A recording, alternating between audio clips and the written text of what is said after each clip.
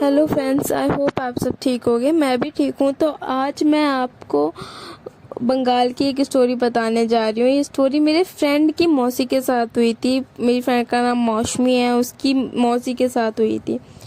तो बहुत टाइम पहले की बात है, जब मौसी ने ना अपना घर लिया तो उसकी मौसी ने तो ना बहुत बड़ी पूजा कराई थी। लेकिन अभी तक किसी को भी नहीं पता था घर में कि वो पूजा कराई क्यों थी। वो नॉर्मल पूजा नहीं थी, अलग लेवल की पूजा पाठ थी। तो उसके बाद जब वो उस घर में रहने लग गए ना, जब उस घर में जब वो रह रहे थे ना, अचानक से उनका बहुत ज़्यादा बिजनेस लॉस होने लगा। तबीयत खराब रहने लग पड़ी बहुत ज़्यादा।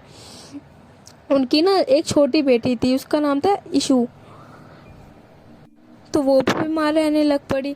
एक दिन की बात है कि ना मौसी ना अपनी बेटी को खाना खिला रही थी। तो खाना खाते खाते ना इशू बोली कि मम्मा देखो, बेड पे ना सेम मेरे जैसी लड़की बैठी हुई है। देखो मम्मा, देखो सेम मेरे जैसी लड़की बैठी हुई है और वो मुझे देख रही है। तो मौसी बोलती है उसकी, नहीं बेटा कोई भी नहीं है बेटा, आपका वहम होगा, आप छोड़ो ये सब। तो उस वक्त तो वो शांत करा देती है इशू को। लेकिन उसके बाद क्या होता है ना कि उसके बिहेवियर में इस वाले सिचुएशन के बाद बहुत ज़्यादा चेंजेस आने लग पड़ते हैं। वो अकेले, बच्चे तो ऐसा करते हैं, नॉर्मली हमने देखा है कि 2-3 साल के बच्चे अपने खिलौनों से बात कर रहे होते हैं। बट कभी भी मतलब एक होता है ना कि असली में बात करना और एक होता है नकली में, तो समझ में आता है। बट वो जो छोटी इशू थी ना, वो असली में ऐसा लगता था किसी से बात कर रही है, बहुत ज़्यादा बढ़ने लगा। लेकिन पेरेंट्स ने ध्यान नहीं दिया क्योंकि थी तो वो छोटी। तो एक दिन ना वो मंदिर जाते हैं। तो मंदिर जब वो जाते हैं ना आरती लेके, तो उसकी मौसी और जो उसके हस्बैंड थे वो थोड़ा सा ही आगे निकलते हैं और इशू के हाथ में भी दिया होता है। तो अचानक से देखते हैं कि इशू की फ्रॉक खुद से जलने लग पड़ी है और उसके हाथ की जो फ्रॉक ऐसी थी कि हाथ के आगे झालर लटक रही थी, वो भी हल्की हल्की जलने लगी। वो ज़्यादा डैमेज तो नहीं हुई थी इशू, लेकिन हाँ अचानक से आग वाग लग गई थी। तो मौसी बहुत ज़्यादा डर गई। फिर डॉक्टर वॉक्टर के पास लेके गए, उसको हल्का फुल्का जल गई थी, ठीक कराया।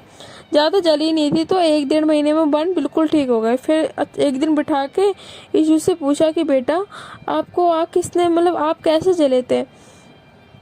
तो उसने बोला, मम्मा वो मेरी एक लड़की थी ना, उसी ने जलाया है, वो मेरे को बिल्कुल अच्छी नहीं लगती है। अब तो वो मौसी थोड़ा डर गई, वो थोड़ा सीरियस लेने लगी इस चीज़ को। फिर वो एक मौलवी साहब के पास गए। तो जो मौलवी साहब अंदर आए ना घर के, तब उन्होंने बताया कि इस घर पे ना किसी ने ब्लैक मैजिक करा हुआ है। तो अब मौसी डर जाती है। फिर वो जो मौलवी साहब होते हैं ना, वो मंत्र वंत्र देते हैं, उनको बोलते हैं कि तुम्हें डेली ये चीज़ पढ़नी है।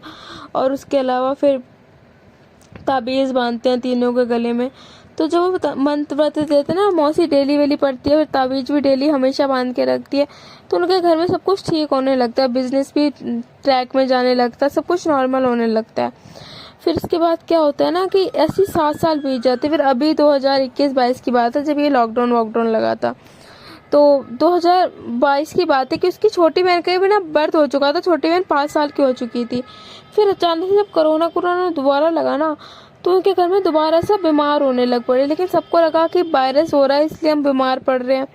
तो एक दिन क्या हुआ कि उसकी बेटी ना, छोटी वाली तनु, वो बैठ के ना खाना खा रही थी।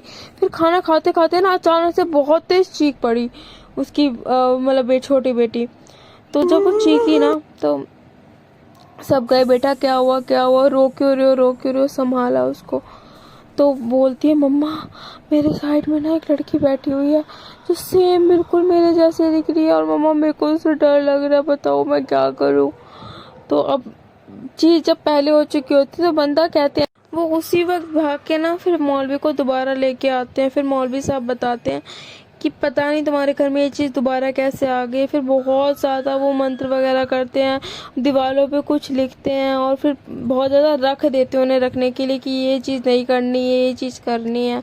फिर सबके गले में ताबीज़ तुबीज़ बांधते हैं और मंत्र मंत्र देते हैं। ये ज़्यादा पुरानी बात नहीं है, ये 8-9 दिन पहले की बात है। तो अभी जब से वो ये सब कर रहे हैं, जब से तो चीज़ें ठीक है और अब तबीयत भी सबकी ठीक है। तो आई होप कि आपको ये स्टोरी अच्छी लगी होगी। मेन मोटिव ये था कि हम कहीं भी जब जगह जाते हैं ना, हमें खरीदने से पहले ना देख लेना चाहिए यार, कहीं ये जगह मतलब बहुत बहुत नेगेटिव तो नहीं है, कोई इसकी हिस्ट्री क्या है, हर चीज़ चेक कर लेनी चाहिए फिर जाना चाहिए। क्योंकि घर एक ऐसी चीज़ होती है ना जहाँ हमें लाइफ टाइम रहना होता है। तो आई होप आपको ये वीडियो अच्छी लगी होगी and thank you for watching it. ऐसे ही वीडियो के लिए मेरा चैनल सब्सक्राइब करें। Thank you.